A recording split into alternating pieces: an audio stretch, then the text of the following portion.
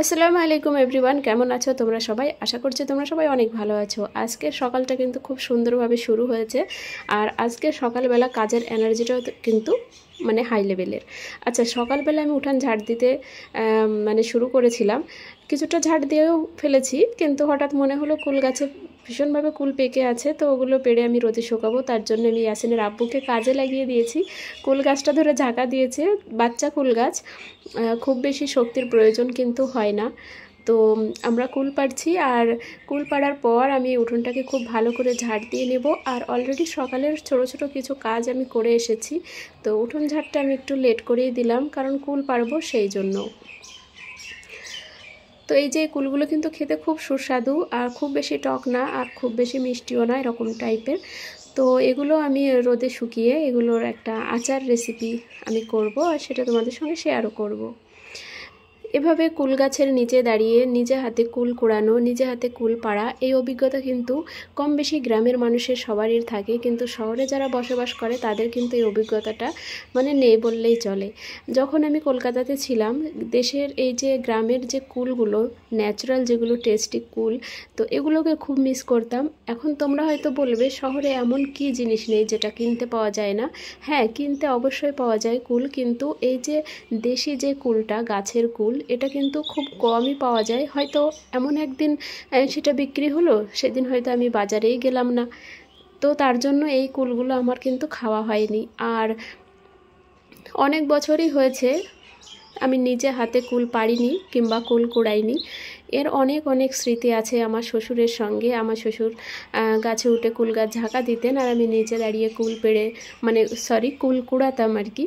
তো সেই অভিজ্ঞতাগুলো কিন্তু জীবন থেকে কখনোই মুছতে পারবো না, সেগুলো আজীবন আমার স্মৃতির খাতায় থেকে যাবে। তো তারপরে এই যে ইয়াসিন গাড়িটা নিয়ে খেলছিল, অ্যাকচুয়ালি মা এসেছিলো, তো মা এসে এই গাড়িটা কিনে দিয়ে গেছে। তো ওই ভ্লগগুলো আর তোমাদের সঙ্গে শেয়ার করা হয়নি। অ্যাকচুয়ালি মাইন্ডসেট ছিল না, ডেইলি ভ্লগ করব সেই পরিস্থিতি ছিল না, তার কারণে আমি ভিডিও তো করে রেখেছি কিন্তু আপলোড দিতে পারিনি, এটা হয়েছে। তারপরে দুপুরে রান্না করছি আমি এখানে। আজকে রান্না হচ্ছে মাছ দিয়ে বেগুন আলু রান্না করব, যেটা কিনা অনেকের খুবই প্রিয়, গ্রামের একটা পপুলার রান্না। আর এই যে আম গাছে কিন্তু ফুল আসা শুরু করেছে, এই দৃশ্যগুলো কিন্তু খুব ভালো লাগে। গ্রাম্য পরিবেশের এই জিনিসগুলোকে খুব মিস করতাম। তো যাই হোক, এখন গ্রামে বসবাস করছি, গ্রামে এসেছি। তো যে কটা দিন আমি গ্রামে থাকবো, তোমাদের সঙ্গে গ্রামের এই ভিডিওগুলো আমি খুব ভালোভাবে শেয়ার করতে পারবো। মাছগুলো খুব ভালো করে উল্টে পাল্টে ভেজে নিচ্ছি, নিয়ে আমি একদম সিম্পল দেশি স্টাইলে রান্নাটা সেরে ফেলবো। এর মাঝে পিছনে কিন্তু আমার ইয়াসিন বিরক্তও করছে বটে, একবার ওকে সামলাতে যাচ্ছি আর একবার রান্নার দিকে আসছি, কারণ ও কি হচ্ছে ছাদের উপরে যে ট্যাপটা লাগানো সেটা ছেড়ে বারবার পানি ফেলছে আর নিজের গা ভিজিয়ে নিচ্ছে, তো বারবার ওকে সামলাতে হচ্ছে। এবার আমি ট্যাপটা যে উপর থেকে লক করব সেটাও কিন্তু আমি করতে পারছি না, কারণ আমার পানির প্রয়োজন হচ্ছে এই অবস্থাতে।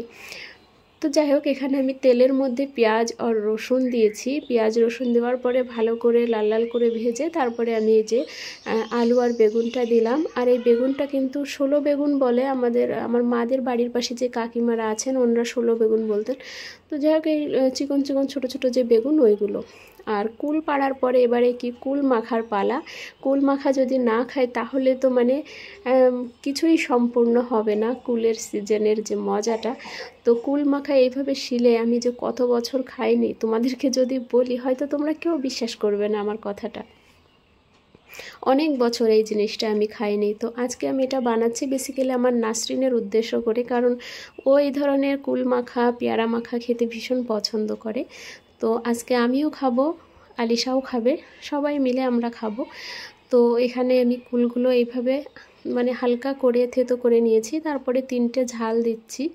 ঝালগুলো খুব বেশি তেজ না, তো 3টে দিচ্ছি ইনাফ এতে। তো এইভাবে কুলটা মাখিয়ে আমি খাবো।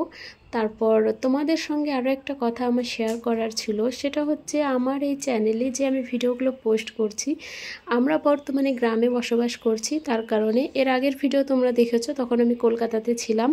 গ্রামে আমরা চলে এসেছি, কেন এসেছি, কতদিন থাকবো, এই সব নিয়েও কিন্তু ভিডিও আসবে, দেখতে হলে চ্যানেলে থাকতে হবে।